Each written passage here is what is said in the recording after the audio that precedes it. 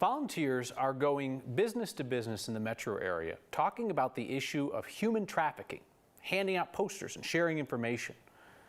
Good idea, but do these campaigns really work? Do they really reach the people who are in danger, the people who are being trafficked? Anusha Roy asked those questions.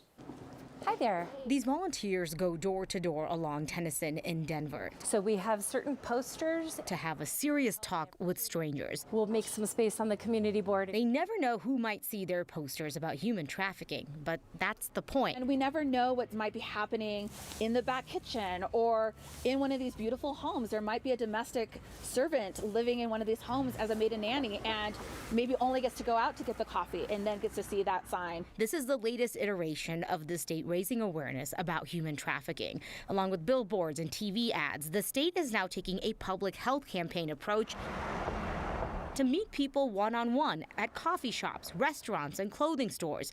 Maria Trujillo, the human trafficking program manager, said when you add it all together, she's seeing a change since 2020. Because one of the big calls to action is for people to call Colorado's Human Trafficking Hotline.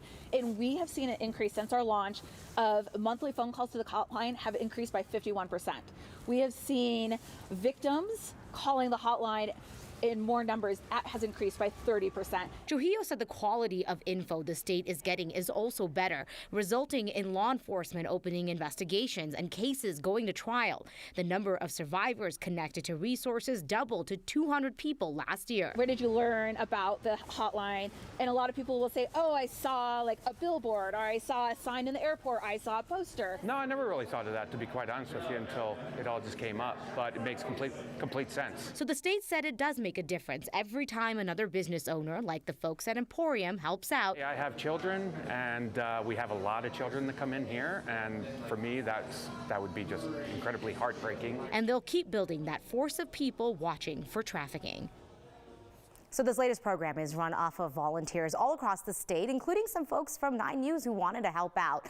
And the state was saying that when victims and survivors are calling the hotline, some people are in crisis. They're trained to handle that. Some are in a safer place, and they're starting to look to build that trust over time and then connect with the resources. So they are hearing from people at all different points in their journey.